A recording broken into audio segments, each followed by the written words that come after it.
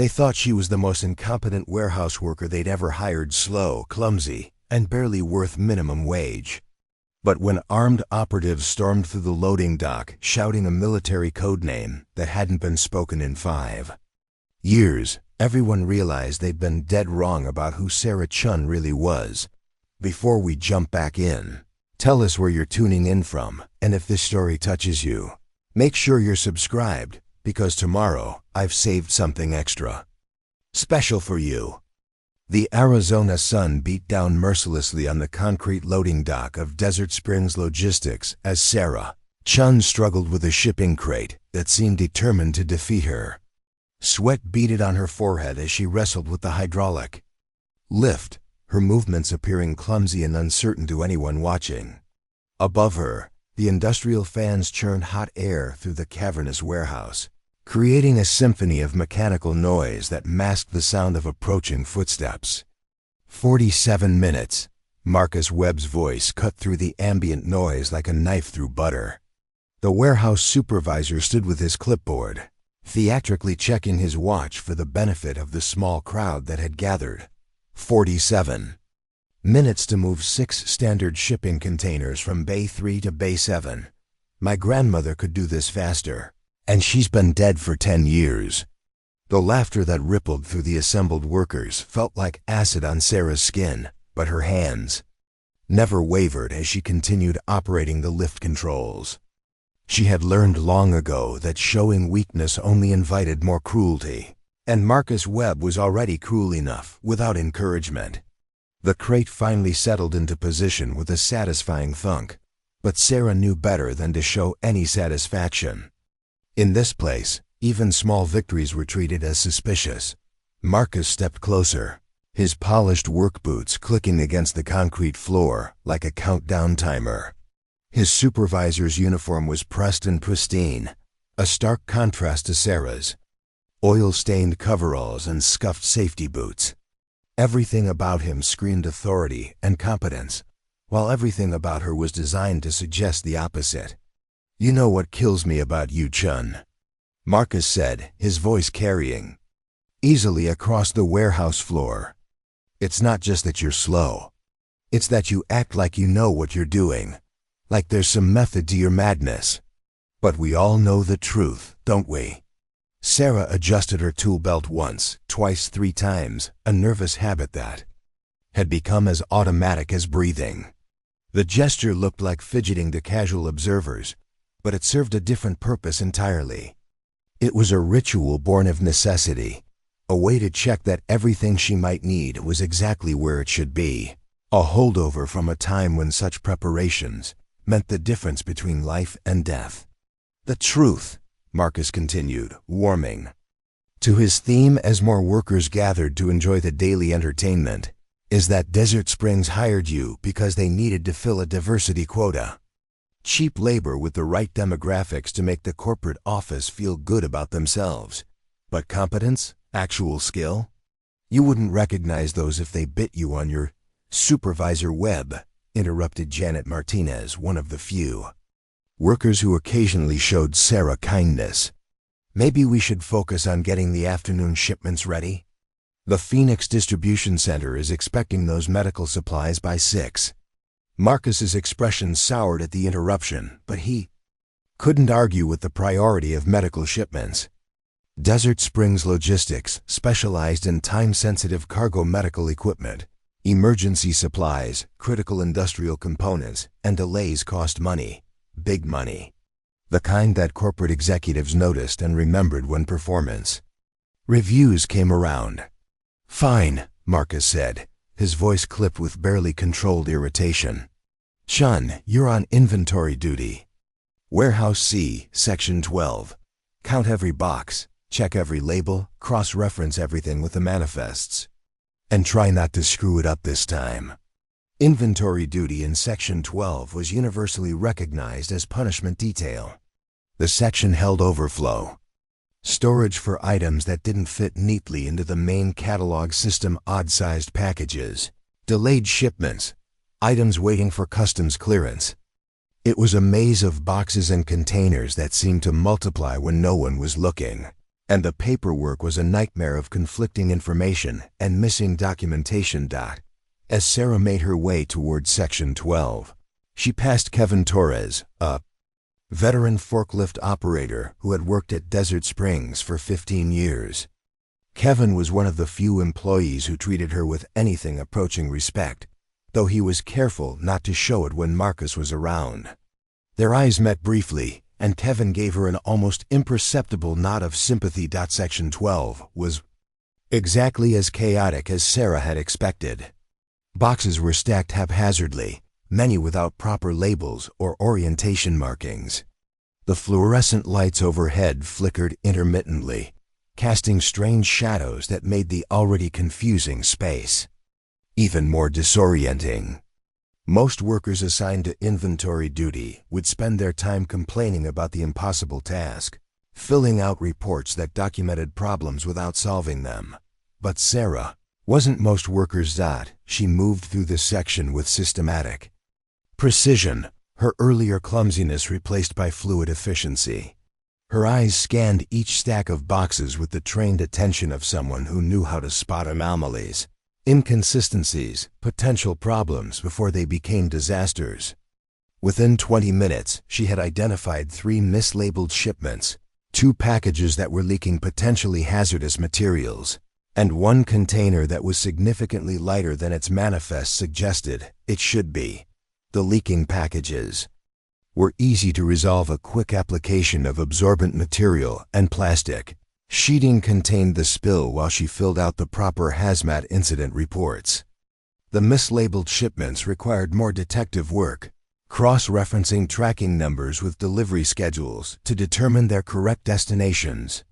But it was the suspiciously light container that held her attention longest. According to the manifest, the container should have held 50 pounds of precision electronics components, bound for an aerospace manufacturer in Tucson. But when Sarah lifted it carefully, properly, using techniques that looked awkward but were actually biomechanically perfect, it felt like it contained maybe 20 pounds at most. Either someone had made a significant error in the packing process or the container had been tampered with. Sarah's training told her to report the discrepancy immediately.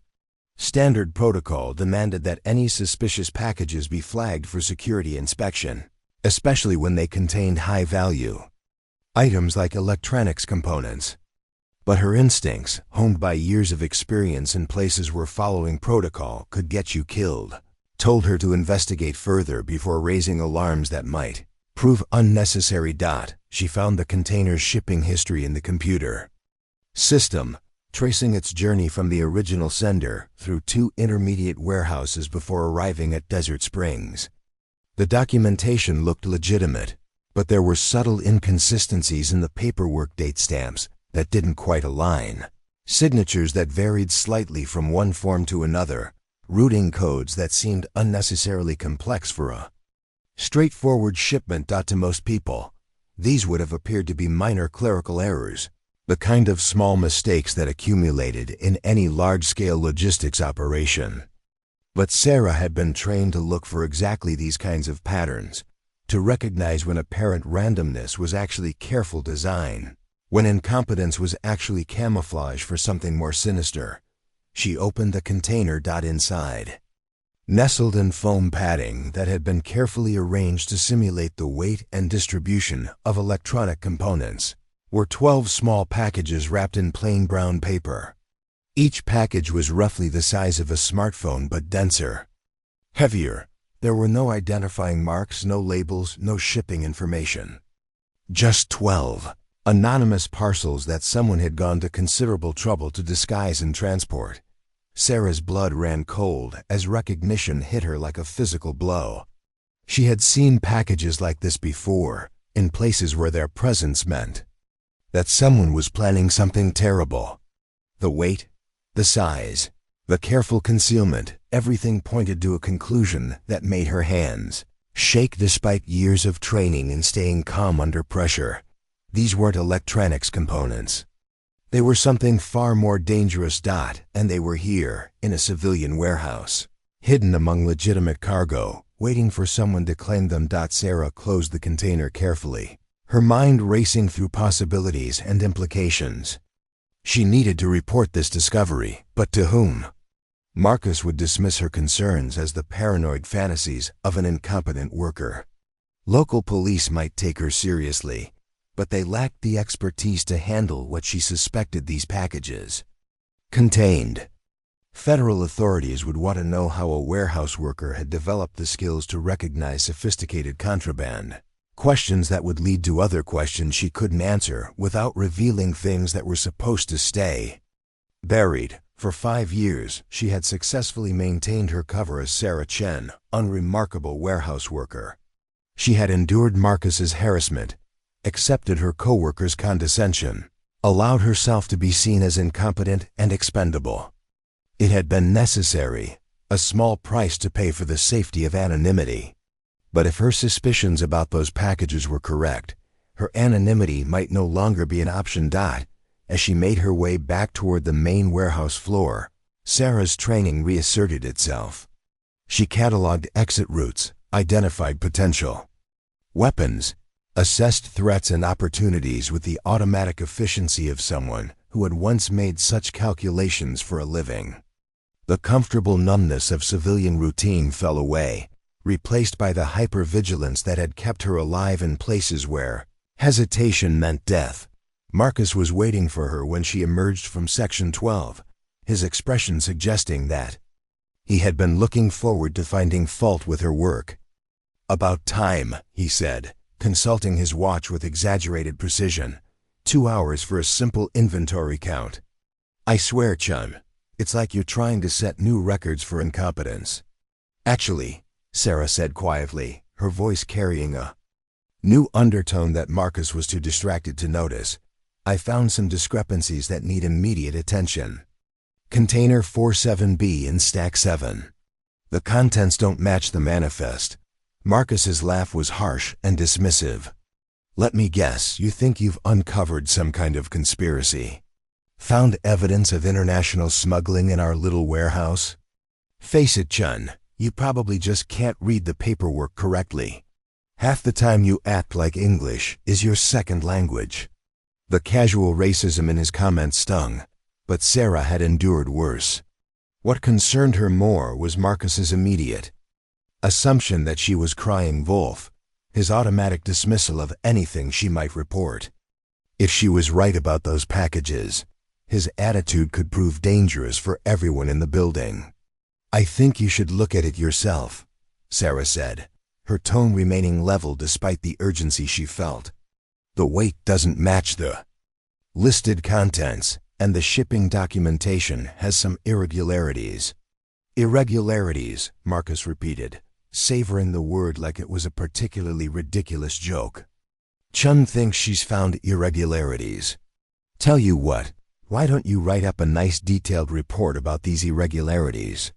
Use lots of big words, make it sound really official.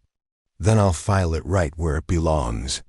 He gestured toward a trash can with theatrical contempt, and the assembled workers laughed on cue. But Sarah noticed that Kevin Torres wasn't laughing, and neither was Janet Martinez. Both of them were looking at her with expressions that suggested they were beginning to recognize that there might be more too. Sarah Chen then met the eye dot as the crowd dispersed and the normal rhythm of warehouse operations resumed. Sarah found herself facing a decision that she had hoped never to confront. She could maintain her cover, continue to be invisible and safe, and hope that whatever those packages represented would become someone else's problem. Or she could act on her suspicions, risk exposure, and accept that her carefully constructed new life might be about to come to an abrupt end. That the choice was made for her when her phone buzzed with a text message from an unknown number. "Package tracking inquiry. Container 47B status report required." Someone was watching. Someone knew about the packages. And someone expected regular updates on their location and security. Sarah Chen, incompetent warehouse worker, would have ignored the message or reported it to her supervisor as a probable mistake. But the person who had sent this message wasn't looking for Sarah Chen. They were looking for someone who had been gone for 5 years. Someone whose skills had made her valuable enough to hunt across continents and through time. Someone who had once carried a different name, a codename name that struck fear into the hearts of enemies who thought they were beyond reach. They were looking for Nightshade, and whether she liked it or not, they had found her. Sarah's apartment was a study in impermanence. The furniture was rented, the decorations minimal, nothing that couldn't be abandoned within an hour if necessary. She had lived this way for 5 years, always ready to run, always prepared to disappear. The lease was month to month, the utilities in a name that could be traced back only so far. The bank account funded through a series of legitimate but untraceable transactions. At 4:30 a.m. Her internal alarm pulled her from dreams she never quite remembered, but always left her checking the exits. The nightmare fragments were always the same smoke and screaming, the weight of responsibility measured in lives, hands working frantically against time while the world exploded around her. She had learned not to fight the dreams, just to let them wash over her like a fever that had to run its course.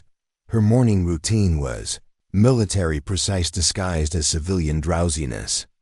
Coffee strong enough to strip paint while she reviewed local news on a laptop, held together with electrical tape and willpower. The drive to Desert Springs took her through empty Phoenix streets where she could spot surveillance in the sparse traffic, though she told herself she was just being paranoid. 5 years of civilian life should have dulled those instincts. Should have, but the text message from the unknown number had changed everything. Someone was watching Container 47B.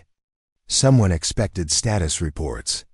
Someone knew to ask for them from her specifically, even though Sarah Chen had no official authority over shipping manifests or security protocols. The implications were terrifying. She arrived at the warehouse an hour before her shift, using her employee access card to enter through the north loading dock. First to arrive meant first to notice things. Others missed: new vehicles in the parking lot, unfamiliar faces among the usual staff, changes in routine that might indicate surveillance or infiltration.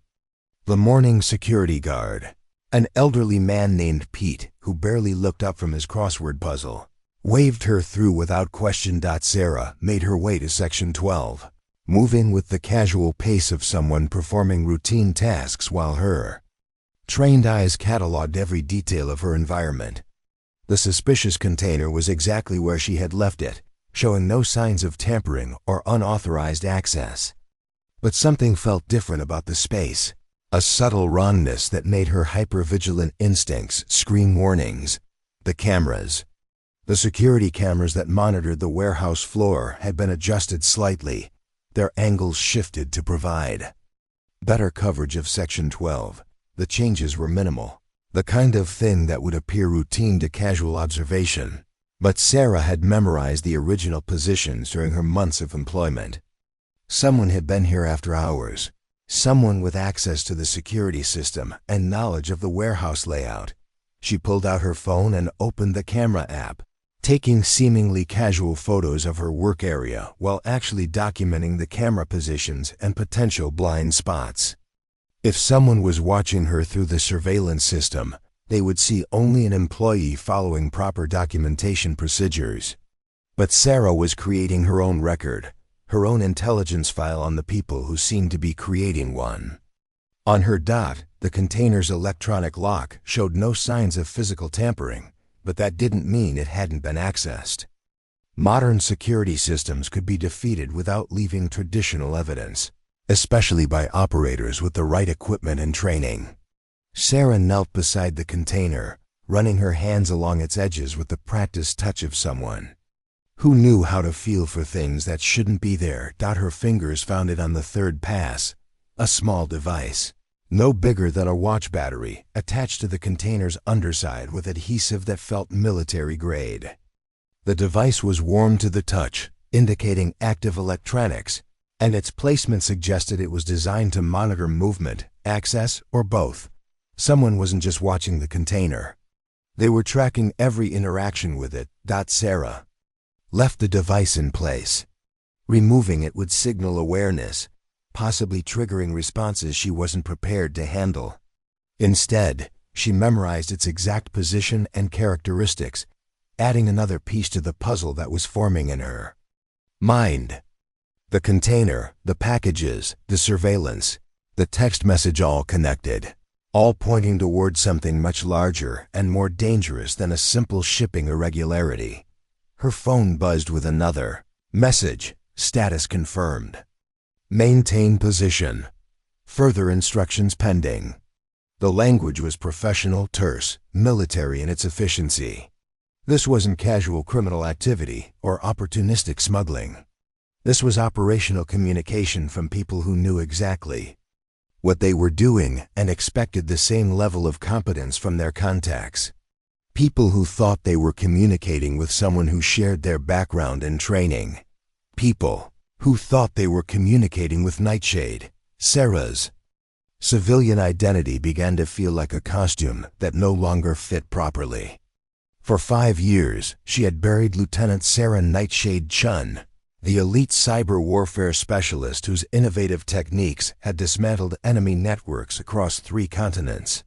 She had traded her security clearance for anonymity, her expertise for safety, her purpose for peace. The transformation had been necessary, but it had never been complete. The skills remained, dormant but intact. The instincts survived, muted but still functional. The knowledge endured, suppressed but not erased. And now, faced with evidence of what appeared to be a sophisticated operation using her workplace as a front, those buried capabilities were reasserting themselves with frightening clarity. She spent the rest of her early morning shift performing routine tasks while conducting covert reconnaissance. Every conversation was analyzed for unusual content or suspicious behavior. Every new face was memorized and cross-referenced against her mental database of known threats. Every deviation from normal procedure was cataloged as potential intelligence. Marcus Webb arrived at 8 a.m. sharp, his pressed uniform and military bearing a stark contrast to the casual appearance of most warehouse supervisors. Sarah had always assumed his authoritarian management style was simple workplace bullying, but now she found herself studying him with professional interest. His movements were efficient, his awareness of the warehouse layout comprehensive, his interaction with the security systems practiced and confident, too practiced, too confident. Chun. Marcus's voice cut across the warehouse floor with its usual edge of contempt. Corporate wants a full inventory reconciliation for the medical supplies shipment. All of Section 7, every box, every label, cross-referenced with the manifests. And this time, try to get the numbers right. Section 7 was adjacent to Section 12, close enough that anyone working there would have a clear view of Container 47B and anyone who might be interested in it. The assignment could be coincidence, or it could be positioning, placing her where she could be observed while she observed others. Sarah nodded with the submissive acceptance that Marcus expected, but her mind was racing through possibilities and preparations. If this was a test, she needed to pass without revealing the extent of her capabilities. If this was surveillance, she needed to appear cooperative while gathering intelligence of her own. If this was the opening move in something larger, she needed to be ready for whatever came next. The medical supplies inventory was routine work that required attention to detail but not exceptional skill. Sarah performed it with competent efficiency, fast enough to avoid criticism but not so fast as to attract unwanted attention. But while her hands counted packages and checked labels, her eyes were mapping the warehouse's defensive positions, identifying potential weapons, calculating escape routes and choke points. It was during the lunch break that she noticed Detective Lisa Torres. Torres wasn't in uniform, wasn't obviously conducting official business, but her bearing and awareness marked her as law enforcement. To anyone with the training to recognize the signs. She was examining shipping documents at the main office, asking questions that sounded casual but followed the systematic pattern of a Professional investigation. Sarah felt a chill of recognition. That had nothing to do with the warehouse's air conditioning. Torres was asking about employee backgrounds, about hiring procedures, about security protocols for sensitive shipments. She was building a profile, conducting the kind of quiet investigation that preceded either arrest warrants or protective operations. The question was whether Torres was hunting Sarah Chen, warehouse worker, or whether someone had already identified Lieutenant Sarah Nightshade Chen and was taking steps to secure a valuable asset. Either way, Sarah's carefully constructed anonymity was crumbling faster than she had prepared for. Her phone buzzed with a third message. Timeline accelerated. Package transfer tonight. Confirm receipt and compliance. Tonight. Whatever was supposed to happen with container 47B and its suspicious contents was happening tonight, and someone expected Sarah to be part of it.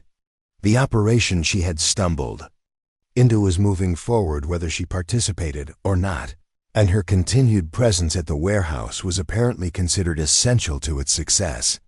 Sarah deleted the message and pocketed her phone, her decision crystallizing with the clarity that came from years of training in crisis management.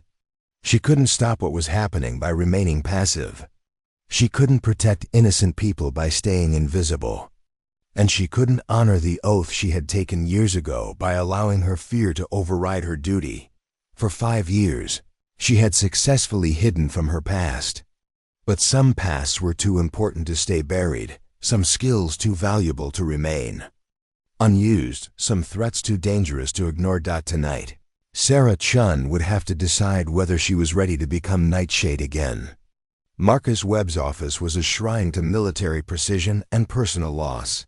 Commendation certificates lined the walls in perfect rows, their frames aligned with mathematical exactness. A folded American flag sat in a place of honor on his desk, the kind presented to families of fallen soldiers.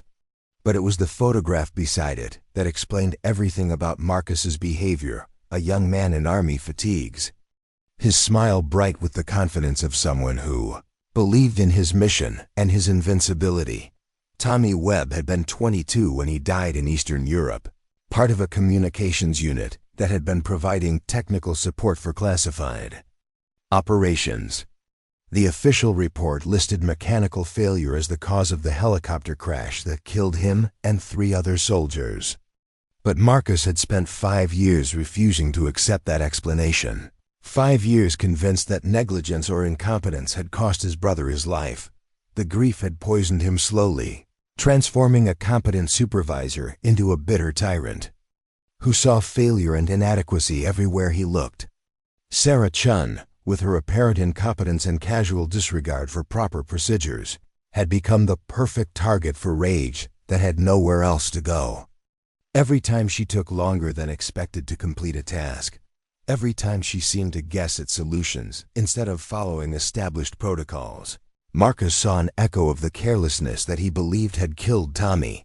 What Marcus didn't know was that his brother had died heroically, his technical expertise and attention to detail providing crucial intelligence that had saved dozens of other lives. Tommy Webb's communications intercepts had identified enemy positions and movement patterns that allowed special operations teams to neutralize threats before they could strike at civilian targets. His death hadn't been meaningless, it had been the price of success in a war where victory was measured in lives saved rather than territory captured, and the special operations team that had benefited from Tommy's intelligence had been led by Lieutenant Sarah Nightshade Chen. Detective Lisa Torres finished her conversation with the main office staff and made her way toward the warehouse floor, her practiced eye cataloging security cameras, access points, and sight lines with the efficiency of someone who had spent years analyzing crime scenes. She wasn't here by accident or routine patrol. 3 months ago, federal authorities had flagged unusual shipping patterns involving Desert Springs, logistics packages that moved through the facility without appearing in official manifests, deliveries that occurred outside normal business hours, Personnel whose background checks revealed carefully constructed, but ultimately false histories. The investigation had been routine until 2 weeks ago, when surveillance of suspected smuggling operations had identified communications mentioning a code name that made federal counterintelligence officers very nervous. Nightshade had been officially dead for 5 years, her existence scrubbed from public records and her identity buried so deep that even law enforcement databases showed no trace of Lieutenant Sarah Chen's military service. But someone was using her code name in communications intercepts. Someone was expecting her cooperation in an operation that could destabilize regional security. And someone had identified her current location with enough confidence to risk exposure by making contact. Torres's job was to determine whether Sarah Chen was a willing participant in whatever was being planned, or whether Lieutenant Sarah Nightshade Chen was being manipulated by enemies who had finally found the ghost. They had been hunting for half a decade. Sarah felt Torres's attention like a spotlight cutting through her carefully maintained anonymity. The detective's questions to the office staff had been subtle but systematic, building a profile that went far beyond routine background checking. Someone had provided Torres with specific information about Sarah's capabilities, someone who knew enough about her real identity to guide the investigation toward the right conclusions. The afternoon shift brought new challenges as Sarah tried to balance her normal duties with covert observation of the increasingly complex situation developing around Container 47B. The mysterious packages had attracted attention from multiple parties, each with their own agenda, and none of them aligned with her interests in maintaining a low profile. Marcus appeared beside her workstation with his usual theatrical timing, his clipboard held like a weapon and his expression suggesting he had been looking forward to this confrontation all day. "Chen, we need to talk about your performance metrics. Your efficiency ratings are consistently below acceptable standards. Your error rate is climbing, and frankly, I'm starting to question whether you're suited for this kind of work." The criticism was familiar, but there was something different in Marcus's tone today, a personal intensity that went beyond his usual professional contempt. Sarah recognized the signs of someone building toward a confrontation that had been brewing for months, someone whose grievances had reached a critical mass that demanded resolution. "I've been doing my job to the best of my ability," Sarah replied, her voice carrying the careful neutrality she had perfected over months of similar exchanges. "If there are specific areas where you think I can improve, I'm willing to listen to constructive feedback." Marcus's laugh was harsh and bitter. "Constructive feedback? You want constructive feedback? Here's some construction for you. This job requires precision, attention to detail, adherence to protocols that exist for good reasons. It requires competence from people who understand that other lives depend on their performance." The words hit closer to home than Marcus could have known. Sarah had spent years of her life in situations where precision and attention to detail were literally matters of life and death, where protocol failures could result in casualties measured in dozens or hundreds of lives. She understood the weight of responsibility better than Marcus could imagine, but her cover identity required her to accept his criticism without defending herself. "I understand the importance of following procedures," Sarah said carefully. "I'll make sure to be more careful about documentation and timing." "Documentation and timing," Marcus repeated, his voice rising with each word. "You think this is about documentation and timing? This is about trust, Chen. Trust that when someone's life depends on equipment we've maintained, supplies we've shipped, systems we've certified, the person responsible for that work knew what they were doing and cared enough to do it right." The passion in his voice was real, but Sarah could hear the deeper pain underneath it, the grief of someone who believed that carelessness had cost him someone he loved, someone who saw every mistake as a betrayal of the people who depended on competence they couldn't verify for themselves. "I do care," Sarah said quietly, her facade slipping just enough to let some of her real conviction show through. I care more than you know about making sure people get home safely to their families." Marcus stared at her for a long moment, something flickering in his expression that might have been surprise or recognition. For just an instant, Sarah wondered if he had heard something in her voice that resonated with his own experience of loss and responsibility. But the moment passed, and his familiar mask of contempt reasserted itself. "Caring isn't enough if you don't have the skills to back it up," he said. "And frankly, I've seen no evidence that you possess the kind of expertise this job really requires." Sarah's phone buzzed with another message. "Asset confirmation required. Provide credentials and operational history for verification." The request sent ice through her veins. Someone wasn't just expecting her cooperation. They were testing her identity, demanding proof that she was really the person they thought they were communicating with. If she responded with the correct information, she would be confirming that Lieutenant Sarah Nightshade Chen was alive and operational. If she didn't respond or provided incorrect details, she might be marked as a security risk or potential threat. Either choice would end her. Anonymity forever. Marcus noticed her distraction and followed her gaze to the phone in her hand. "Personal calls during work hours, Chun. Add that to the list of things you need to improve if you want to keep this job." The irony was overwhelming.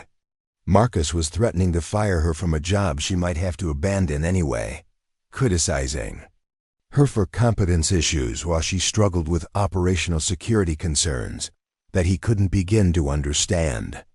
His harassment, born of grief and frustration, was about to collide with realities that would make their workplace conflicts seem trivial by comparison. "Actually," Sarah said, her decision crystallizing with the clarity that came from years of training in crisis management, "I think we need to discuss some security concerns I've identified in the shipping manifests. There are irregularities in Container 47B that require immediate attention from someone with appropriate clearance levels." Marcus's expression shifted from contempt to confusion. "Clearance levels? Chun, this is a civilian warehouse, not a military installation. We don't have clearance levels. We have employee authorization codes for accessing different areas of the facility." "Then maybe," Sarah said, her voice carrying a new undertone that Marcus was finally beginning to notice, "you should contact someone who does have the appropriate clearance. Because what I found in that container suggests we're dealing with something far beyond the scope of normal shipping operations." The transformation was subtle but unmistakable. Sarah's posture had shifted slightly, her vocal patterns had changed, her awareness of her surroundings had intensified. Marcus found himself looking at someone who no longer seemed quite like the incompetent worker he had been harassing for months. Someone whose calm confidence suggested capabilities that he had somehow failed to recognize. "What exactly are you saying, Chun?" Marcus asked, his own voice uncertain for the first time in their relationship. "I'm saying," Sarah replied, "that some packages are more dangerous than they appear. Some shipments serve purposes beyond their official descriptions. And some warehouse workers have backgrounds that might surprise you." Her phone buzzed again. Time limit reached. "Operational security requires immediate confirmation or termination protocol will be initiated." The message was clear: respond correctly or face the consequences of being identified as a potential threat to whatever operation was unfolding. Sarah looked at Marcus, at Detective Torres, who was approaching their position with obvious professional interest, at the warehouse full of innocent workers who had no idea they were about to become collateral damage in a conflict that had been building for 5 years. The time for hiding was over. Whether she was ready or not, Nightshade was about to return. The transformation of Marcus Webb from grieving brother to obsessive investigator had begun 3 weeks earlier, when he noticed Sarah's unusual approach to equipment maintenance. Most warehouse workers followed standard checklists, performing routine inspections without deviation from established procedures. But Sarah diagnosed problems by sound, by subtle vibrations, by the way stressed components changed pitch under load. Her success rate was nearly perfect, her solutions innovative, her instincts almost supernatural. It bothered Marcus in ways he couldn't articulate. The military had taught him to trust procedures, to follow protocols that had been developed through experience and tested under pressure. Tommy had been the same way, methodical, careful, adherent to regulations that existed for good reasons. Sarah's intuitive approach felt like a violation of everything Marcus believed about competence and safety. So he began documenting her every action. The documentation started as performance evaluation, the kind of detailed observation that any supervisor might conduct when assessing an employee's capabilities. But it quickly became something more personal, more invasive. Marcus photographed Sarah's work techniques, recorded her diagnostic methods, timed her completion of various tasks. He built comprehensive files that tracked her daily routines, her interaction patterns with other employees, even her lunch preferences and break schedules. His justification was professional concern. Sarah's unconventional methods, while apparently effective, deviated from standard safety protocols in ways that could potentially create liability issues for the company. Her background check had revealed a suspiciously sparse employment history, and her technical certification seemed inadequate for the level of competence she demonstrated. Someone with her apparent skills should have left a more substantial paper trail, should have had references who could verify her training and experience. Marcus convinced himself he was protecting the company and his co-workers by investigating potential security risks. But the truth was darker and more personal. He was channeling his unresolved grief into a crusade against someone whose competence reminded him of everything he had lost when Tommy died. The documentation grew more detailed and more intrusive. Marcus began following Sarah's movements throughout the warehouse, noting which sections she visited and how long she spent in each area. He recorded her conversations with other employees, looking for inconsistencies or suspicious behavior. He even started tracking her arrival and departure times, building a comprehensive profile of someone he had convinced himself was hiding dangerous secrets. But it was his decision to transmit these reports through official channels that transformed harassment into catastrophe. Marcus had grown frustrated with what he perceived as inadequate response from local management. His supervisor dismissed his concerns about Sarah as personal bias, and the company's human resources department showed little interest in investigating an employee whose performance metrics were actually above average despite Marcus's negative evaluations. Determined to escalate his concerns to authorities who would take them seriously, Marcus began copying his detailed surveillance reports to multiple federal agencies. He sent them to the Department of Homeland Security, citing potential security risks in critical infrastructure operations. He forwarded them to the FBI, suggesting possible identity fraud or immigration violations. He transmitted them to military intelligence services, claiming that Sarah's unusual technical competencies might indicate foreign infiltration of domestic logistics networks. What Marcus didn't know was that some of those communication channels had been compromised by foreign intelligence services for years. His detailed reports, complete with photographs, schedules, and location information, were intercepted by networks that had been searching for exactly this kind of intelligence. Networks that had been hunting a specific target for 5 years. Network that recognized the described capabilities and behavior patterns from extensive files they had maintained on someone they knew by a different name. Sarah Chen had become the most wanted intelligence asset in several countries, not because of what she had stolen or whom she had killed, but because of what she had prevented. Her innovative cyber warfare techniques had dismantled criminal networks worth billions of dollars. Her intelligence analysis had prevented terrorist attacks that could have killed thousands of civilians. Her operational planning had protected American interests across 3 continents. But it was Operation Silent Thunder that had made her a priority target for elimination. The operation had been designed to neutralize a sophisticated criminal organization that was using legitimate shipping companies to transport weapons, drugs, and human trafficking victims across international borders. The organization had corrupted officials, bribed security personnel, and established deep cover operatives in transportation hubs throughout Eastern Europe and the Middle East. Sarah's team had spent 18 months infiltrating the network, identifying key personnel, mapping operational procedures, and documenting financial transactions. The intelligence they gathered had enabled coordinated strikes that arrested over 200 criminals, seized assets worth hundreds of millions of dollars, and rescued dozens of trafficking victims. But the operation's success had come at a price. The criminal organization had extensive connections to state-sponsored terrorist groups, intelligence services, and military contractors who viewed Sarah's team as a direct threat to their operational security. They had placed bounties on the heads of everyone involved in Operation Silent Thunder, with special emphasis on the team leader whose innovative techniques had made the entire operation possible. Tommy Webb had been part of the communications support team that provided technical infrastructure for Operation Silent Thunder.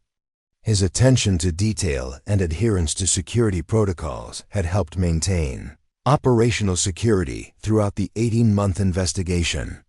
But when the criminal network began striking back at American personnel, Tommy's helicopter had been targeted specifically because of his role in supporting Sarah's team. The mechanical failure that killed Tommy and 3 other soldiers hadn't been accidental. It had been sabotage carried out by operatives who wanted to send a message to anyone who might consider continuing the fight against their organization. Tommy had died not because of negligence or incompetence, but because he had been too good at his job, too effective at protecting the people who were dismantling criminal empires. Marcus had never been told the classified details of his brother's death. The official reports cited mechanical failure because revealing the truth would have compromised ongoing operations and endangered other personnel. But his grief had demanded someone to blame, some explanation that made sense of a loss that felt random and meaningless. Detective Torres had been assigned to investigate the intelligence leaks that had exposed Sarah's location, specifically because she had worked on cases involving Operation Silent Thunder. She knew the players, understood the stakes, and recognized the implications of foreign operatives suddenly showing renewed interest in logistics operations in Phoenix, Arizona. Her investigation had confirmed that Marcus's detailed surveillance reports had been intercepted by hostile intelligence services, that Sarah's cover identity had been compromised by someone whose obsessive documentation had provided exactly the kind of information that professional hunters needed to locate their prey. But Torres had also discovered something that changed the entire dynamic of the situation. The criminal organization that had been dismantled by Operation Silent Thunder was attempting to rebuild, using the same shipping networks and corrupted personnel that Sarah's team had previously exposed. Container 47B and its suspicious contents were part of a larger operation, designed to establish new smuggling routes through American logistics infrastructure. The people who were hunting Sarah weren't just seeking revenge, they were trying to eliminate the one person who understood their operational methods well enough to stop them again. Marcus's harassment hadn't just endangered Sarah's cover identity. It had provided her enemies with the intelligence they needed to launch a new criminal enterprise on American soil, using the very facilities where she worked as a staging ground for operations that could threaten national security.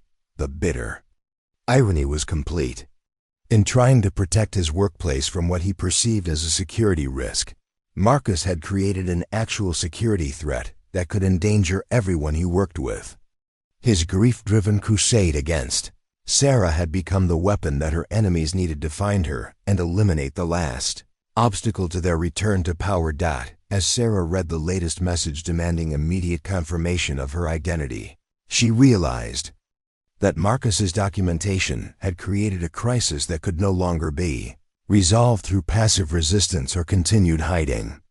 The enemies who had killed Tommy Webb were about to use Marcus's own intelligence gathering against everyone he cared about. The time for protecting her cover was over. The time for protecting innocent lives had begun, and that meant Lieutenant Sarah Chen was about to remind some very dangerous people why they had been so afraid of her in the first place. Preparing and narrating this story took us a lot of time, so if you are enjoying it, subscribe to our channel. It means a lot to us. Now back to the story. The message that changed everything arrived at 3:47 p.m., disguised as a routine shipping notification, but carrying coordinates that made Sarah's blood run cold.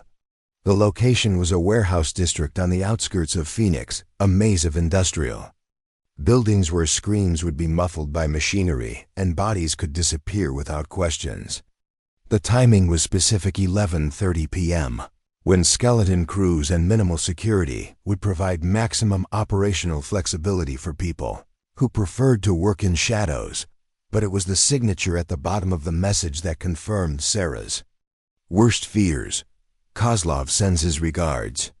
Viktor Kozlov had been the operational commander of the criminal network that Operation Silent Thunder had dismantled 5 years earlier. Sarah had never met him face to face, but she knew his methods. His ruthlessness, his talent for turning legitimate businesses into instruments of terror and exploitation. He was the kind of enemy who viewed conflict as personal, who remembered every setback and planned elaborate revenge against anyone who had cost him money, respect, or operational capability. If Kozlov was involved in whatever was happening with Container 47B, then the situation was far more dangerous than simple smuggling or arms trafficking. Kozlov dealt in human misery on an industrial-scale, weapons that fueled civil wars, drugs that destroyed communities, people who were bought and sold like commodities. His return to active operations meant that hundreds or thousands of innocent lives were about to be placed at risk. Sarah's phone displayed a second message. Asset confirmation overdue. Compliance required within 2 hours or alternative measures will be implemented. The threat was clear. If Sarah didn't respond correctly to their identity verification demands, Kozlov's organization would assume she was either compromised or actively working against them. Alternative measures in Kozlov's operational vocabulary meant elimination, probably preceded by interrogation designed to extract information about current law enforcement operations and potential security vulnerabilities, but responding correctly would confirm that Lieutenant Sarah Chen was alive, operational, and available for recruitment or coercion. It would end 5 years of carefully maintained anonymity and place her directly in the crosshairs of enemies who had been patient enough to wait half a decade for revenge. Sarah closed her phone and looked around the warehouse floor with new eyes. Every worker going about their routine duties was now a potential casualty in a conflict they couldn't understand. Every vehicle in the parking lot was a potential escape route or attack vector. Every shadow could hide surveillance equipment or hostile operatives who had been watching and waiting for the right moment to strike. Detective Torres appeared beside her workstation with the casual confidence of someone who belonged there. Her eyes held the sharp focus of a predator who had finally located her prey. "Miss Chen, I'm Detective Torres with Phoenix PD. I wonder if you might have a few minutes to discuss some irregularities we've noticed in shipping manifests related to your work area." The approach was professional, non-threatening, designed to encourage cooperation rather than resistance. But Sarah recognized the technique, the same patient, methodical approach that law enforcement used when dealing with witnesses who might also be suspects, people whose cooperation was essential, but whose trustworthiness remained uncertain. "Of course," Sarah replied, her voice carrying the nervous compliance that Torres would expect from a civilian worker facing police questioning. "Is there some kind of problem with the paperwork? I try to be careful about documentation, but sometimes the shipping codes can be confusing." Torres smiled with what appeared to be genuine warmth, but Sarah noticed that the detective's positioning blocked her most direct route to the nearest exit while maintaining clear sight lines to potential backup positions. Professional habits that suggested Torres knew exactly who she was talking to and what kind of capabilities she might be facing. "Nothing too serious," Torres said, pulling out a tablet that displayed shipping records for container 47B. "We're just trying to trace the origins of some packages that seem to have unusual routing patterns. Multiple transfers, delayed manifests, documentation that doesn't quite match the standard formats. The kind of things that might indicate clerical errors or might suggest something more deliberate." Sarah studied the tablet screen with appropriate curiosity while her trained memory analyzed every detail for actionable intelligence. The shipping records showed a complex trail that began in Eastern Europe, passed through 3 intermediate countries, and involved at least 6 different transportation companies. The pattern was sophisticated, designed to obscure origins and destinations while maintaining the appearance of legitimate commercial activity. But there were subtle inconsistencies in the documentation, small errors that suggested some of the paperwork had been forged or modified after the fact. The kind of mistakes that professionals made when they were operating under time pressure or using resources that weren't quite adequate for the level of deception they were attempting. "It does look unusual," Sarah admitted, allowing some of her real analytical capability to show through her civilian facade. "The routing seems unnecessarily complex for standard commercial shipments, and some of these timestamps don't align with typical transportation schedules." Torres raised an eyebrow, her expression showing surprise that seemed only partially genuine. "You seem quite knowledgeable about shipping procedures for someone in your position. Most warehouse workers wouldn't notice the kind of details you're pointing out." The comment was a test, designed to gauge how much Sarah knew and how willing she was to reveal her expertise. Sarah found herself at a decision point that would determine whether she continued to maintain her cover or began the process of transitioning back to her real identity. Her phone buzzed with another message, this one containing only coordinates and a timestamp, tonight, 11:30 p.m., followed by an address that Sarah recognized as the location of an abandoned manufacturing facility in the desert outside Phoenix. The kind of place where interrogations could be conducted without interruption and bodies could be disposed of without discovery. The final message arrived 30 seconds later. "Failure to appear will result in termination of all associated assets. This includes current workplace and personnel." The threat was explicit. If Sarah didn't show up for whatever Kozlov had planned, his organization would target Desert Springs Logistics and everyone who worked there.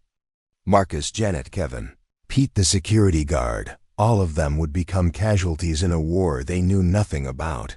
Victims of violence that existed only because Sarah had tried to hide among them. Sarah looked at Detective Torres, who was watching her with the intensity of someone who recognized that a critical moment was approaching. "Detective, I think there are some things about these shipping irregularities that you need to understand.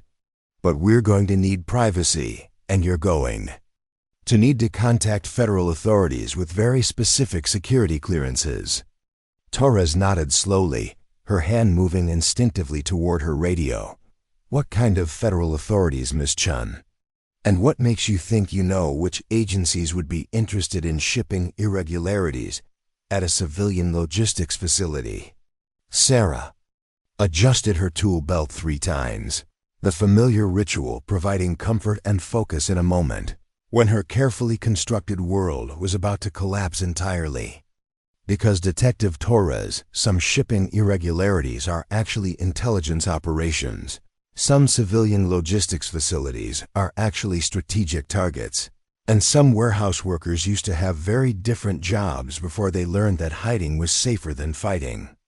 The admission hung in the air between them like smoke from a battlefield, marking the moment when Sarah Chen, incompetent warehouse worker, began the transformation back into Lieutenant Sarah Chen, the cyber warfare specialist who had once been feared by criminals across 3 continents. Torres reached for her radio with practiced efficiency. "This is Torres. I need immediate federal backup at Desert Springs Logistics. We have a situation that requires specialized response. Teams and clearance levels above my authorization." The response was immediate. "Federal assets are already en route.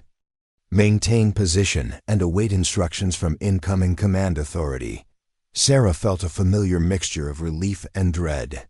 Relief that she was no longer facing the situation alone. Dread that her return to operational status would place everyone around her in greater danger than they had ever imagined. The enemies who had been hunting her for 5 years were about to discover that Lieutenant Sarah Chen was not only alive, but ready to remind them why they had been afraid of her in the first place. The warehouse around them continued its normal operation, workers unaware that they were about to become the front line in a conflict that had been building toward this moment for half a decade. Sarah looked at her phone, at the coordinates that would lead her to a confrontation with Viktor Kozlov and his organization. She had 2 choices: meet Kozlov's demands and hope to negotiate some kind of resolution that would protect innocent lives, or refuse his summons and trust that federal authorities could secure the warehouse before his promised retaliation could be carried out. Either choice would end her 5 years of peaceful anonymity forever. But for the first time since Operation Silent Thunder, Sarah felt ready for the fight that was coming. The briefing room at the Phoenix FBI field office felt like stepping back in time. Sarah sat across from a conference table filled with federal agents, military liaisons, and intelligence analysts whose security clearances gave them access to files that officially didn't exist. For 5 years she had been Sarah Chen, warehouse worker. Now surrounded by classified documents and tactical maps, she was Lieutenant Sarah Chen again, and the weight of that identity settled on her shoulders like familiar armor. Colonel Hayes, her former commanding officer, had flown in from Washington within hours of Detective Torres's call. His presence confirmed what Sarah had suspected, that her cover hadn't been blown by accident, that federal authorities had been monitoring the situation and waiting for exactly this kind of development. Operation Silent Thunder, Colonel Hayes began, his voice carrying the authority of someone who had directed some of the military's most successful counterintelligence operations, was designed to neutralize the Kozlov criminal network's infiltration of international shipping infrastructure. Lieutenant Chen's team spent 18 months mapping their operational procedures, identifying key personnel, and documenting financial transactions that connected legitimate businesses to weapons trafficking, drug smuggling, and human exploitation. The classified photographs spread across the table showed the scope of what they had accomplished. Dozens of arrested operatives, seized weapons caches, rescued trafficking victims, financial networks worth hundreds of millions of dollars dismantled piece by piece. Through patient intelligence gathering and precise operational planning, the success of Operation Silent Thunder, Hayes continued, created a power vacuum that destabilized criminal networks across Eastern Europe and the Middle East, but it also made every member of Lieutenant Chen's team a priority target for elimination. Kozlov's organization offered substantial bounties for information, leading to the capture or death of anyone involved in dismantling their operations. Sarah remembered the weight of that knowledge, the understanding that success in protecting innocent lives had painted targets on the backs of everyone who had made it possible. The team had been disbanded, its members scattered to new assignments or civilian careers, their identities scrubbed from public records, and their achievements buried in classified files that only a handful of people would ever read. Tommy Webb, Hayes said, his voice softening with genuine regret, was part of the communications support team that provided technical infrastructure for Operation Silent Thunder. His attention to detail and adherence to security protocols helped maintain operational security throughout the entire 18-month investigation. But when Kozlov's organization began striking back at American personnel, Tommy's unit was specifically targeted. The helicopter crash that had killed Tommy and 3 other soldiers hadn't been investigated as sabotage because revealing the connection to Operation Silent Thunder would have compromised ongoing operations and endangered other personnel. Marcus had been told that his brother died in a mechanical failure because the truth would have made him a target for the same enemies who had killed Tommy. What Marcus doesn't know, Hayes explained, is that his brother's work directly contributed to saving over 200 trafficking victims and preventing terrorist attacks that could have killed thousands of civilians. Tommy Webb died a hero, but we couldn't tell his family because doing so would have put them in danger. Sarah felt the familiar weight of classified grief, the knowledge that some sacrifices couldn't be properly honored because honoring them would endanger others. Tommy's death had meaning, had prevented immeasurable suffering, but that meaning had to remain hidden in files that his own brother would never be allowed to read. Lieutenant Chun's cyber warfare innovations, Hayes continued, were the key to Operation Silent Thunder's success. Her techniques for infiltrating encrypted communications networks, her methods for tracking financial transactions through shell companies, her ability to identify operational patterns in seemingly random data. These capabilities made her the most valuable intelligence asset in the fight against international criminal organizations. The irony wasn't lost on anyone in the room. While Marcus had been documenting Sarah's every move because he believed she was incompetent, he had actually been creating detailed intelligence files on someone whose expertise had once been considered a national security asset. The techniques Lieutenant Chun developed, an analyst added, have since been adopted by counterintelligence services worldwide. Her operational innovations became standard procedures for combating organized crime, human trafficking, and terrorist financing. But that also means that criminal organizations have spent 5 years developing countermeasures specifically designed to defeat her methods. Detective Torres, who had been listening with the attention of someone whose understanding of the case was being completely rewritten, finally spoke up. So when Kozlov's organization identified Sarah's location through Marcus's surveillance reports, they weren't just finding someone to eliminate for revenge. They were locating the one person who understands their operational methods well enough to stop them from rebuilding. Exactly, Hayes confirmed. Container 47B and its contents represent the first stage of a new smuggling operation, designed to re-establish Kozlov's network on American soil. The packages Sarah discovered aren't just contraband, they're components for a communications system that would allow Kozlov's organization to coordinate operations across multiple states while avoiding the kind of detection methods that destroyed them the first time. Sarah studied the technical specifications that analysts had extracted from the suspicious packages. The communication equipment was sophisticated, military-grade, designed to resist the same cyber warfare techniques that had been used against Kozlov's organization during Operation Silent Thunder. Someone had spent considerable time and resources developing countermeasures specifically tailored to defeat her innovations. They're not just rebuilding, Sarah realized, her voice carrying the grim certainty of someone who understood the implications. They're building a network specifically designed to be immune to the techniques that stopped them before. They've studied my methods, identified my operational patterns, developed technology that turns my own innovations against me. The silence that followed was heavy with the understanding that this wasn't just about revenge or criminal enterprise. This was about technological evolution in the endless war between law enforcement and organized crime, about enemies who had learned from their defeats and returned stronger than before. Which brings us to tonight, Hayes said, consulting his watch with the precision of someone managing a complex operation. Kozlov's ultimatum gives us a narrow window of opportunity. Either Lieutenant Chun meets his demands and becomes a bargaining chip in his new operations, Or she refuses and he eliminates everyone at Desert Springs Logistics as a demonstration of his renewed capabilities. Or, Sarah said quietly, her voice carrying the calm authority that had once made her one of the military's most trusted operatives, we use his own timeline against him. He expects me to show up at those coordinates, either as a cooperative asset or a terrified victim. He's not expecting me to arrive as Lieutenant Sarah Chen, backed by federal resources and ready to finish what Operation Silent Thunder started.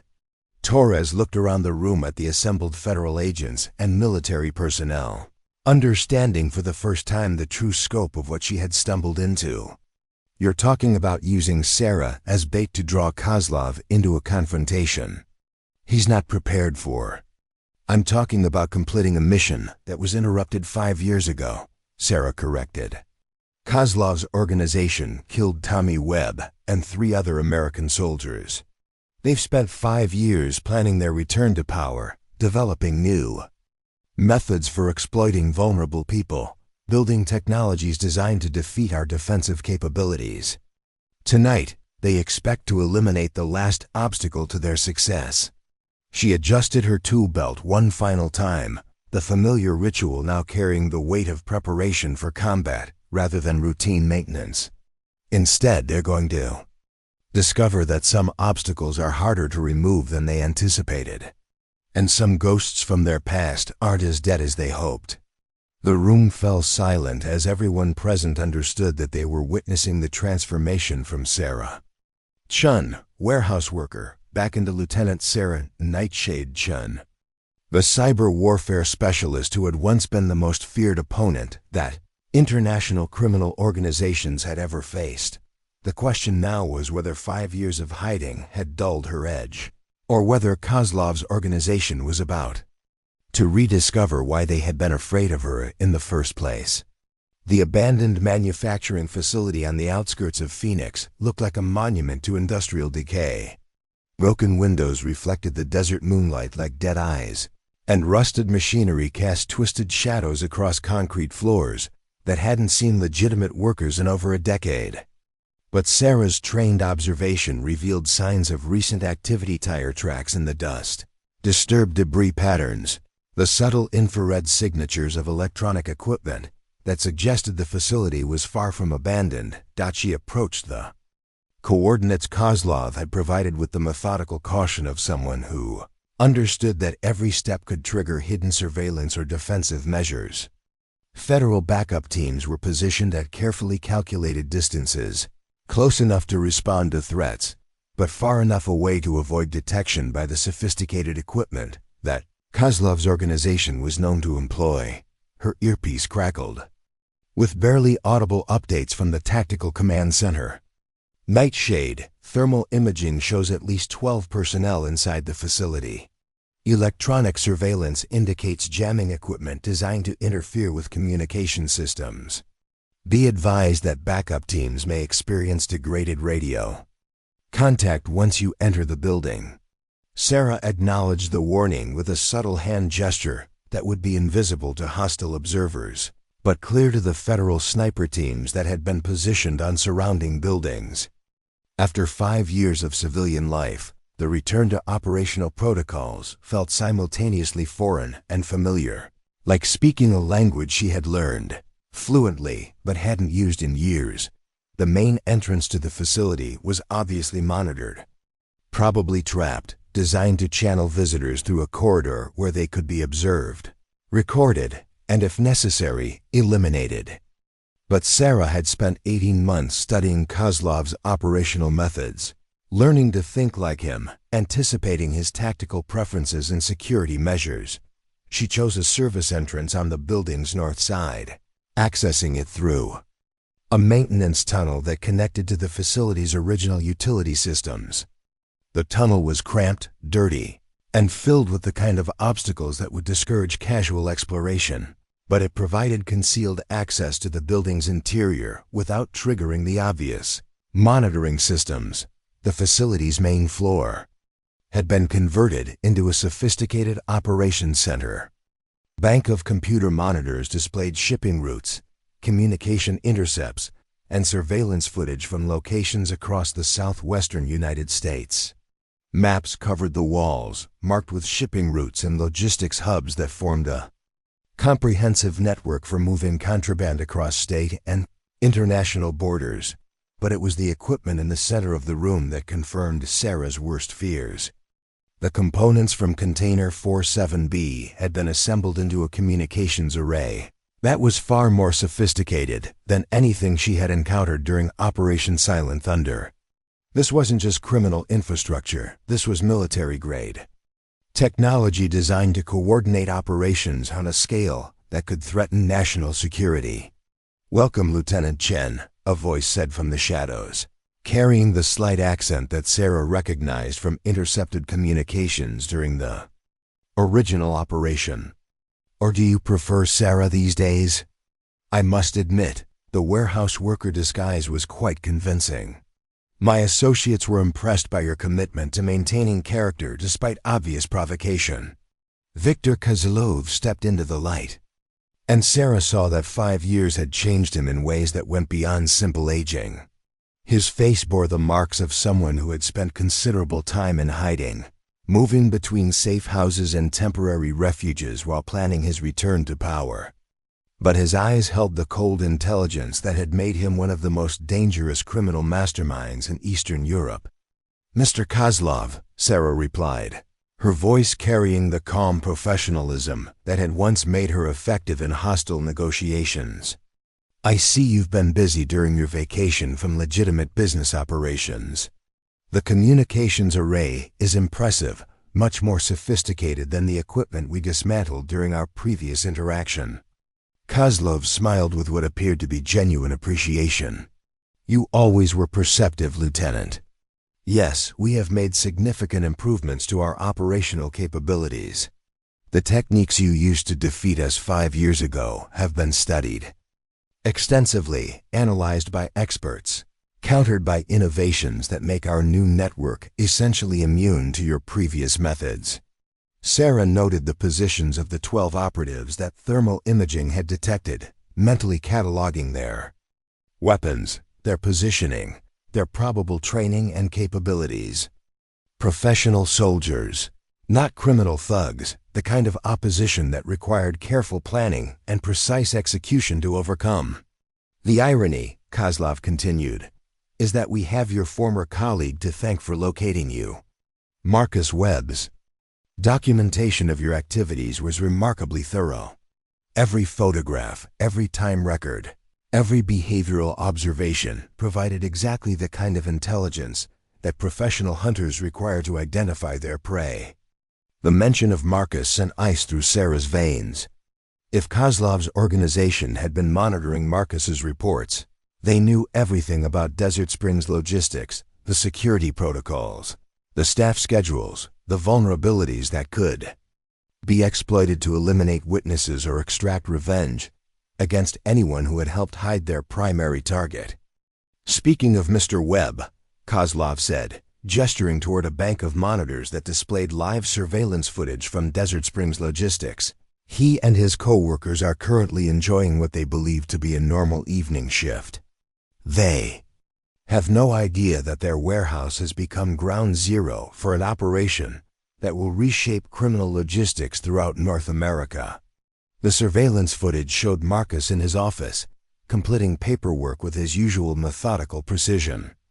Janet and Kevin were working the night shift, loading trucks for early morning deliveries. Pete, the security guard, was making his rounds, checking doors and windows with the casual attention of someone who had never faced a real security threat.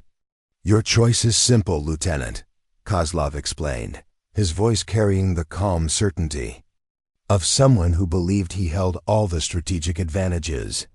"Join our organization willingly, provide your expertise in developing countermeasures against law enforcement operations, and help us establish a logistics network that will operate beyond the reach of traditional investigative methods. In exchange, your former co-workers continue their peaceful lives, unaware of how close they came to becoming casualties in a war they never knew existed." Sarah's training screamed warnings about the tactical situation. She was outnumbered 12-1, surrounded by professional operatives in a facility that Kozlov's organization had spent considerable time preparing for exactly this confrontation. Her backup teams were positioned too far away to provide immediate assistance, and the jamming equipment would prevent her from calling for support until she could neutralize the electronic countermeasures. But she had faced worse odds during Operation Silent Thunder, and she had learned long ago that superior numbers meant nothing if they could be turned against themselves through proper planning and execution. Or, Kozlov continued, you can refuse our generous offer and watch as your former workplace becomes an object lesson in the consequences of interfering with our operations. The warehouse fire will be attributed to electrical problems, the casualties, to tragic accidents that could not have been prevented. Your friends will die believing they were victims of random misfortune rather than targeted elimination. Sarah looked around the room at the sophisticated equipment, the professional operatives, the comprehensive intelligence that Kozlov's organization had assembled. They had prepared for every contingency except one. They had expected to face Sarah Chen, frightened warehouse worker, or even Lieutenant Sarah Chen, isolated intelligence operative. They weren't prepared for Lieutenant Sarah Nightshade Chen, backed by federal resources and supported by people who understood exactly what was at stake. Actually, Sarah said, her voice carrying a new undertone that made several of Kozlov's operatives shift their positions nervously, I have a third option to propose. You surrender immediately, provide intelligence on your rebuilt network, and accept federal custody in exchange for protective measures that might keep you alive long enough to stand trial. Kozlov's laugh was harsh and dismissive. You are in no position to make demands, Lieutenant. You are outnumbered, outgunned, and isolated from any support systems that might have given you strategic advantages. Sarah smiled for the first time since entering the facility, the expression carrying a confidence that seemed completely at odds with her tactical situation. Mr. Kozlov, you've made the same mistake that criminal organizations always make when dealing with American intelligence operatives. You've assumed that when we appear to be alone, we actually are alone. Her hand moved to her tool belt, not the nervous adjustment that Marcus had observed for months, but the practiced motion of someone accessing equipment that had been carefully positioned for exactly this moment. Allow me to reintroduce myself, Sarah said, her voice carrying the authority that had once made her the most feared cyber warfare specialist in 3 continents. I'm Lieutenant Sarah Nightshade Chen, and you just threatened to kill the people I've spent 5 years protecting. The explosion that followed transformed the abandoned manufacturing facility into exactly the kind of battlefield where Nightshade had always been most effective. The electromagnetic pulse that Sarah triggered from her tool belt wasn't designed to cause structural damage. It was precision warfare, targeting the sophisticated electronics that Kozlov's organization had spent years developing to counter her original techniques. In the space of 3 seconds, every computer monitor went dark, every communication device failed, every piece of surveillance equipment that had given them tactical advantages became expensive paperweights. But the real masterstroke wasn't the technology, it was the psychological warfare that followed. Federal agents, you are surrounded. Sarah's voice rang out through speakers that had somehow survived the electromagnetic pulse, carrying the authority of someone who had planned for this exact contingency. This facility is under complete surveillance.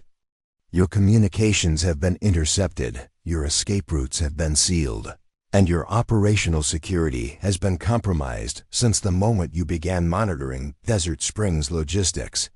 The confusion among Kozlov's operatives was immediate and complete. They had prepared for a confrontation with an isolated target, not a coordinated federal operation with backup systems that could survive their countermeasures.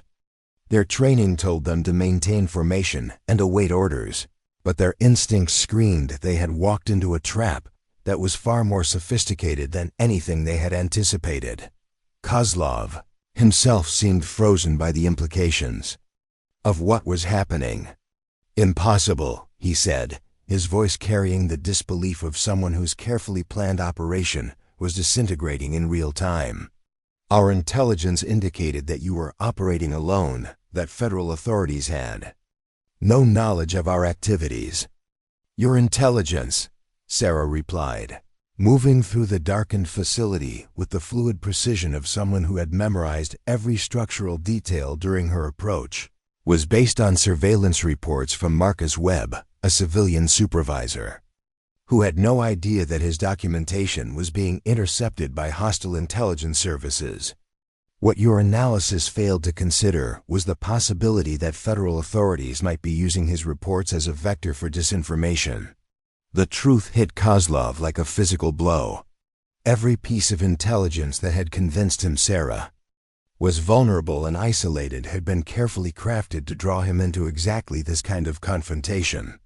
Marcus's obsessive documentation hadn't just exposed Sarah's location, it had provided federal authorities with a direct communication channel to their enemies, allowing them to feed false information and manipulate Kozlov's operational planning.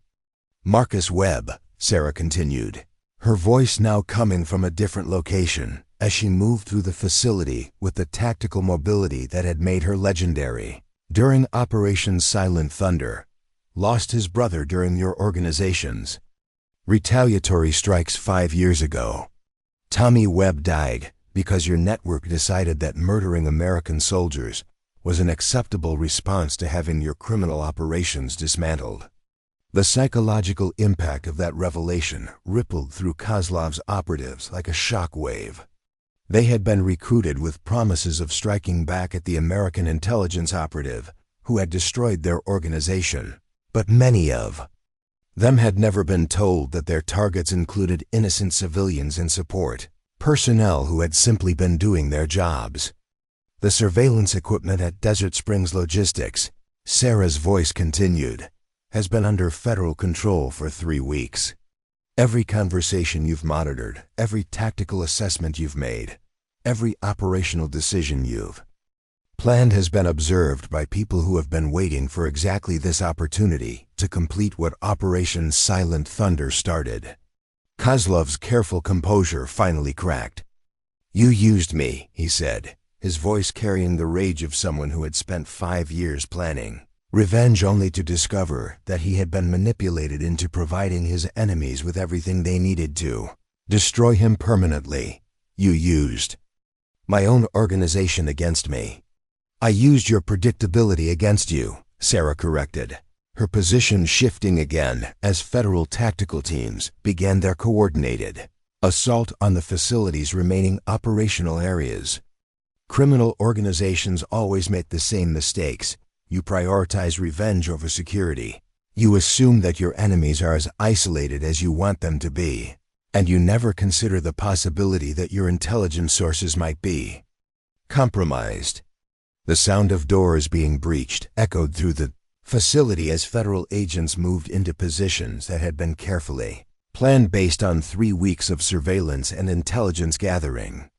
Kozlov's operatives found themselves facing a coordinated response that neutralized their numerical advantage and trapped them in a facility they had thought they controlled. But it was the personal confrontation between Sarah and Kozlov that provided the emotional resolution that had been building for 5 years.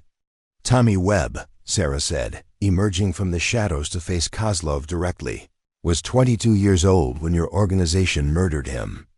He had been married for 6 months. He was planning to start a family when he returned from his deployment. He died because you decided that American soldiers were acceptable casualties in your war against people who threatened your profits." Kozlov raised his weapon with the desperate fury of someone who had nothing left to lose. But Sarah was already moving, her body flowing through combat techniques that muscle memory had preserved. Despite 5 years of civilian life, the confrontation lasted less than 10 seconds, ending with Kozlov on the ground and Sarah standing over him with the calm efficiency of someone who had been trained to neutralize threats without losing emotional control. "Marcus Webb," she continued, speaking as much to the federal agents securing the facility as to the man who had orchestrated his brother's death, spent 5 years believing that negligence or incompetence had killed Tommy. He channeled his grief into harassment and cruelty because he needed someone to blame for a loss that felt random and meaningless. But Tommy died a hero, protecting operations that saved hundreds of innocent lives. Detective Torres entered the facility with the federal tactical teams, her expression showing the satisfaction of someone whose investigation had concluded with exactly the kind of resolution that made law enforcement careers worthwhile. "Victor Kozlov," she said, reading from an arrest warrant that had been prepared weeks in advance. "You are under arrest for conspiracy to commit terrorism, weapons trafficking, human trafficking, money laundering, and the murders of 4 American soldiers during retaliatory operations in Eastern Europe." But it was Sarah's next words that provided the emotional catharsis that the story had been building toward. Marcus Webb deserves to know the truth about his brother's death. Tommy's sacrifice had meaning, had purpose, had results that prevented immeasurable suffering. The grief that drove Marcus to document my every move, the obsession that nearly got innocent people killed all of it, was based on a lie that we perpetuated to protect operational security. Colonel Hayes, who had been coordinating the federal response from a mobile command center, entered the facility as his teams finished securing the last of Kozlov's operatives. "Lieutenant Chen," he said, his voice carrying the respect that was due to someone who had just completed one of the most successful counterintelligence operations in recent history. "Outstanding work. Your tactical planning, your psychological warfare, your ability to turn enemy assets against themselves. This operation will be studied in intelligence schools for decades."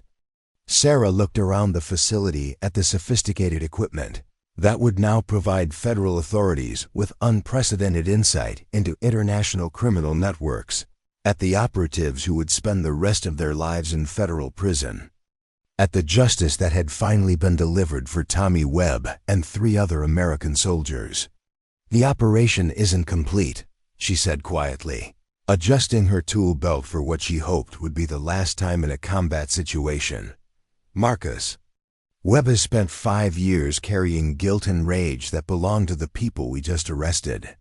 He deserves to know that his brother's death wasn't meaningless, that his own actions, however misguided, ultimately helped us complete the mission that Tommy died protecting." The transformation from Sarah Chen, warehouse worker, back to lieutenant Sarah Nightshade Chen had been completed in violence and vindication. But the most important transformation still lay ahead, helping Marcus Webb understand that grief could be transformed into purpose, that enemies could become allies, and that some truths were worth the pain they caused. The conference room at Desert Springs Logistics had never hosted a briefing with this level of security clearance.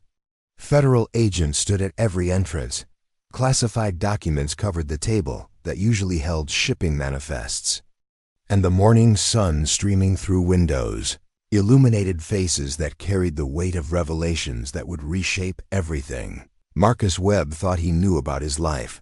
Sarah sat across from Marcus, still wearing the coveralls that had hidden her true identity for 5 months, but her posture and bearing now carried the unmistakable authority of someone whose expertise had once been considered a national security asset.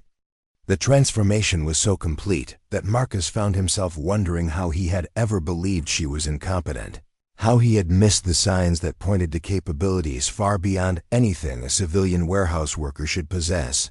Colonel Hayes opened the briefing with the efficiency of someone who had delivered difficult news to military families many times before. "Mr. Webb, what we're about to tell you about your brother's death is classified at the highest levels of government.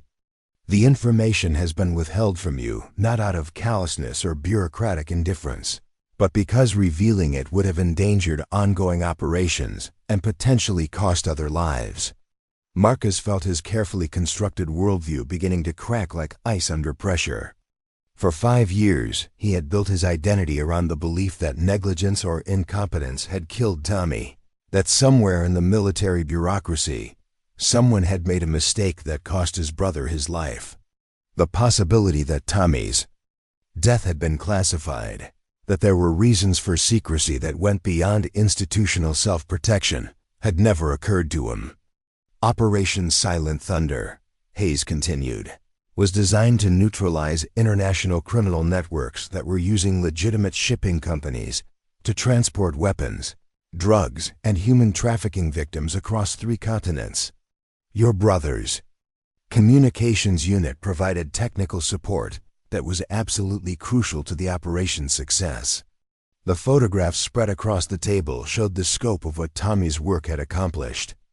Arrested traffickers, rescued victims, seized weapons caches, dismantled criminal enterprises that had operated with impunity for decades. Tommy's face appeared in several group photos, his expression showing the quiet pride of someone who understood the importance of his mission. Tommy wasn't just doing his job, Sarah said quietly, her voice carrying the respect that was due to someone who had died in service of something greater than himself. He was innovating, developing new techniques for intercepting enemy communications, creating security protocols that protected our entire operation from detection. His technical expertise saved dozens of lives and prevented attacks that could have killed hundreds of innocent people.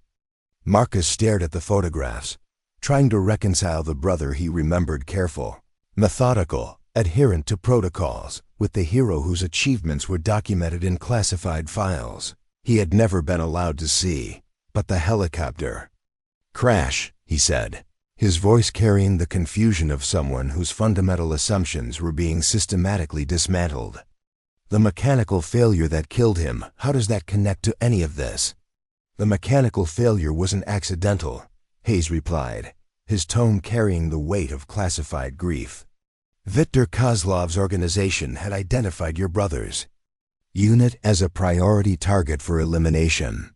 They sabotaged the helicopter because Tommy's communications intercepts had provided intelligence that cost them millions of dollars in failed operations.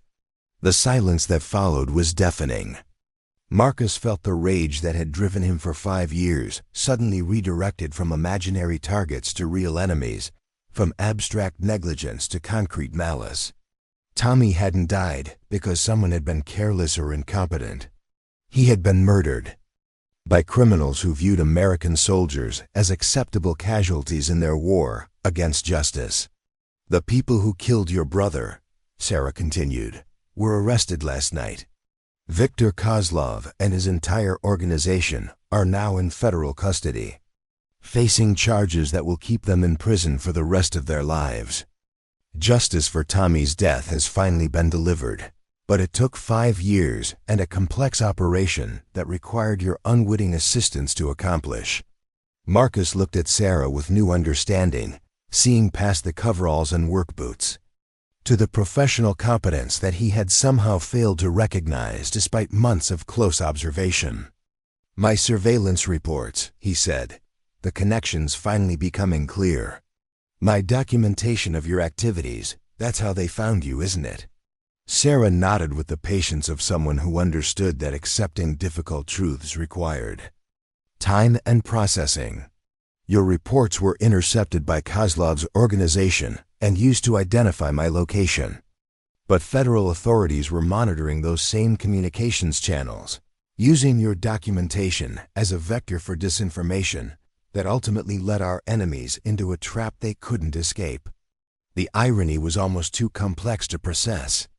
Marcus's grief-driven harassment of Sarah had inadvertently provided the intelligence that Kozlov's organization needed to locate their primary target, but it had also given federal authorities the opportunity to manipulate their enemies into a confrontation that ended with complete victory for American interests. Your attention to detail, Colonel Hayes added, your methodical approach to documentation, your refusal to accept what you perceived as incompetence, these same qualities that made you an effective supervisor also made you valuable to an intelligence operation that required precise coordination and timing. Detective Torres, who had been observing the briefing with the satisfaction of someone whose investigation had concluded successfully, finally spoke up. "Marcus, your brother died protecting operations that saved over 200 trafficking victims and prevented terrorist attacks in 3 countries. The grief that drove you to document Sarah's activities ultimately helped us complete the mission that Tommy died protecting." Marcus felt tears streaming down his face as the weight of interconnected tragedy and triumph finally became clear. Tommy's death hadn't been meaningless. It had been the price of success in a war where victory was measured in lives saved rather than territory captured. His own actions, born of misguided grief and misdirected anger, had ultimately served the same cause that had cost his brother his life. "I'm sorry," he said to Sarah, his voice breaking with the weight of accumulated guilt and newfound understanding. "I spent 5 years making your life miserable because I needed someone to blame for losing Tommy.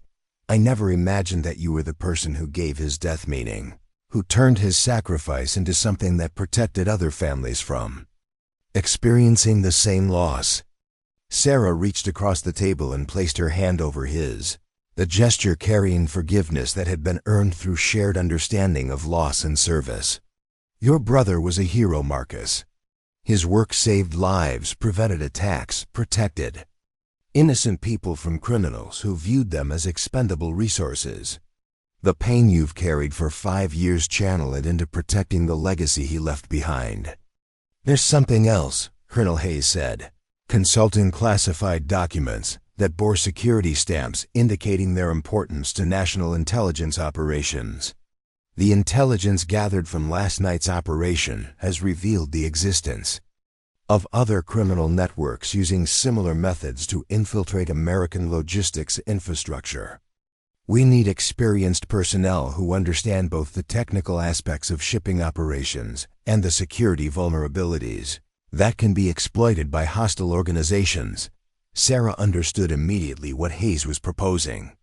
"You're offering U.S. positions in a new task force designed to secure civilian logistics networks against criminal infiltration. I'm offering you the opportunity to continue the work that Operation Silent Thunder started," Hayes corrected. "Using the skills you've developed, the partnerships you've forged, the understanding you've gained to protect American infrastructure and innocent lives from threats that most people never see coming." Marcus looked around the room at the federal agents, the classified documents, the evidence of criminal enterprises that had been operating in the shadows of legitimate business. "What would that involve exactly?"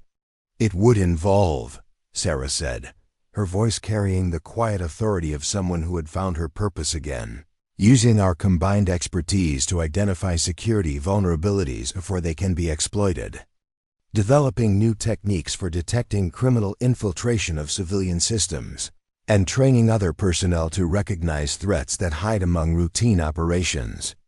For the first time in 5 years, Marcus felt the possibility of transforming his grief into something constructive, his attention to detail into something protective, his memories of Tommy into motivation for preventing other families from experiencing similar losses. "When do we start?" he asked. 2 years later, Lieutenant Colonel Sarah Chen stood before a classroom full of federal agents and military personnel at the newly established Logistics Security Training Center in Phoenix, Arizona. Her uniform bore the insignia of a rank she had never expected to wear again, and the facility around her represented the evolution of Operation Silent Thunder into something far more comprehensive and protective than anyone had originally envisioned. "Enemy's advantage is adaptation," she told the assembled students, her voice carrying the authority of someone who had learned every lesson through direct confrontation with threats that most people never imagined. "Criminal organizations evolve, they innovate, they develop new methods for exploiting vulnerabilities in systems that we take for granted. To defeat them, we have to anticipate their innovations while staying true to the principles that define U.S. as protectors rather than predators." Marcus Webb sat in the front row, his notebook filled with meticulous observations that would later become training materials for personnel across the country. His promotion to major had been based not just on his technical competence, but on his unique understanding of how grief and loss could be weaponized by enemies who studied American psychology as carefully as they studied American logistics networks. Transformation from bitter supervisor to dedicated guardian had been gradual but complete. Marcus had channeled his obsessive attention to detail into developing security protocols that could identify threats before they materialized. His memories of Tommy into motivation for protecting other families from experiencing similar losses. The documentation skills that had once been used to harass Sarah now served to create comprehensive training programs that prepared civilian workers to recognize signs of criminal infiltration. "Sir," one of the students raised her hand, "how do you maintain operational security when criminal organizations have access to the same communications technology that we use? How do you prevent them from adapting to our countermeasures?" Sarah's smile carried the confidence of someone who had faced that exact challenge and developed innovative solutions. "You assume that they're adapting to our methods when actually we're staying ahead of their adaptations. The key is to think like them while remembering that our mission is fundamentally different from theirs." Detective Torres, now Agent Torres of the Federal Logistics Security Task Force, watched from the back of the classroom with the satisfaction of someone whose investigation had grown into a career dedicated to preventing the kind of crime she had once been forced to investigate after they had already caused damage. The task force she helped manage had prevented dozens of infiltration attempts, protected hundreds of innocent workers, and dismantled criminal networks across multiple states. After class, Sarah walked across the Phoenix facility toward her office, passing training areas where federal agents learned to think like criminals while maintaining the ethical standards that separated law enforcement from the organizations they fought. The desert sunset painted the sky in familiar shades of gold and crimson, but now those colors represented hope rather than isolation, purpose rather than hiding.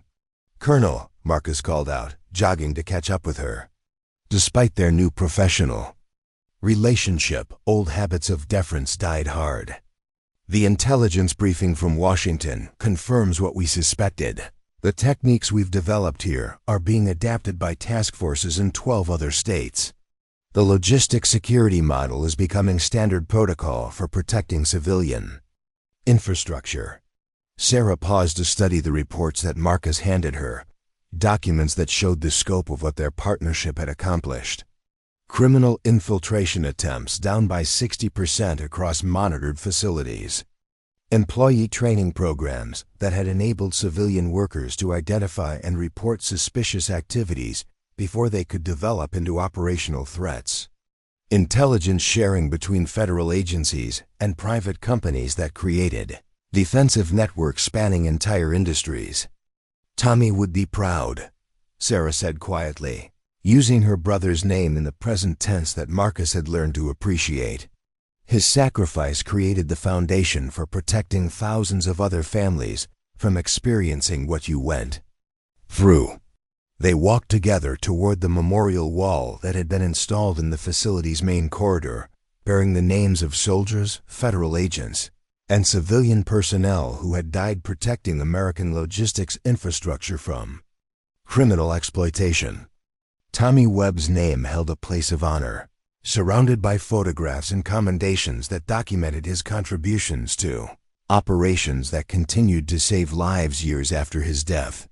"Major," Torres appeared beside them, her expression showing the mixture of professional satisfaction and personal concern that characterized someone whose work involved constant exposure to human trafficking and exploitation. "We have confirmation that the new intelligence sharing protocols prevented 3 separate infiltration attempts this week. Civilian supervisors in Denver, Atlanta, and Seattle identified suspicious shipping patterns using the techniques we developed." Here, the news should have been gratifying, but Sarah felt the weight of responsibility that came with success in protecting innocent lives. Each prevented attack represented families who would never know how close they had come to becoming victims. Workers who would never realize that their normal day had been preserved by intelligence operations they couldn't see or understand. Any indication that the criminal organizations are developing countermeasures to our new protocols? Sarah asked, her mind already working through the implications of adaptive enemies who learn from each defeat.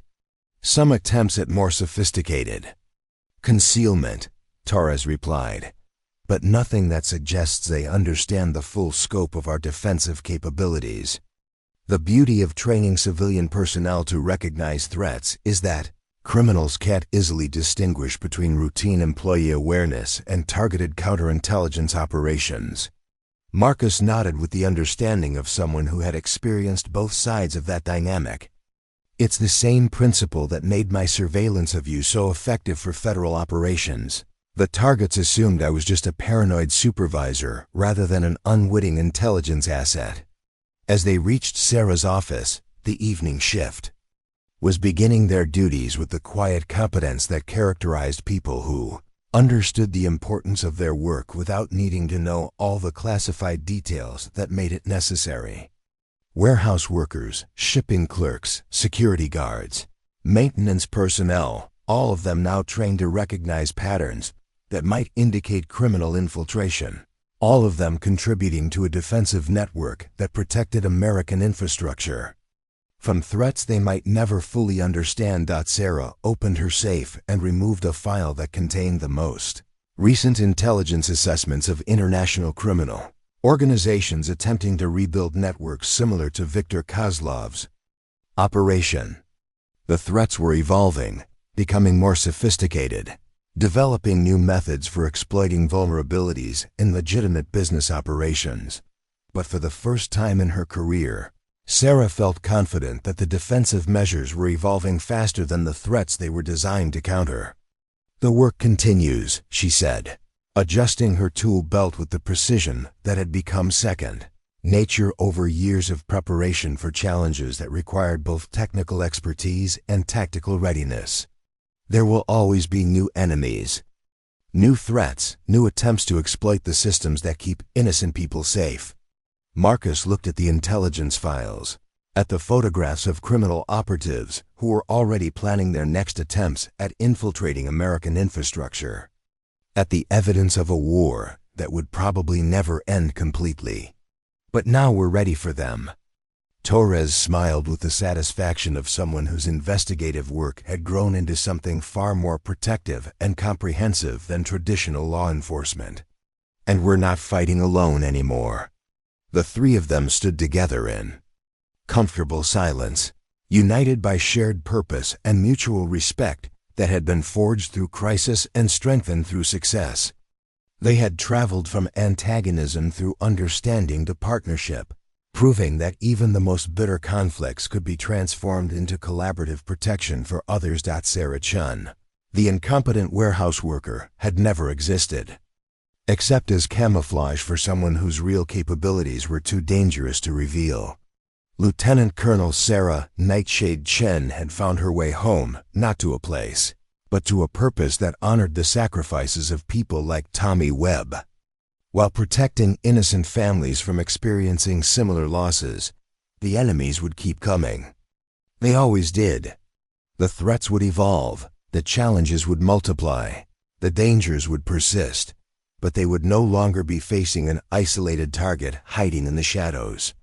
They would be confronting a comprehensive defensive network backed by federal resources, civilian awareness, and the kind of innovative thinking that had once made Nightshade the most feared counterintelligence operative in 3 continents.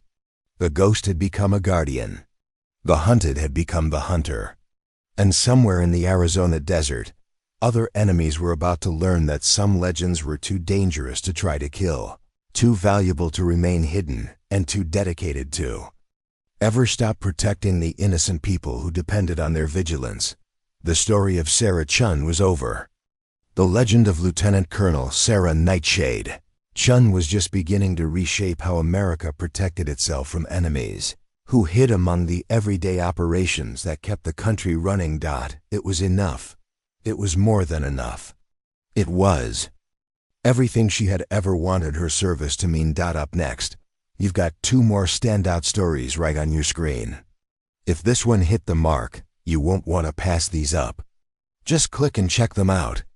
And don't forget to subscribe and turn on the notification bell so you don't miss any upload from us.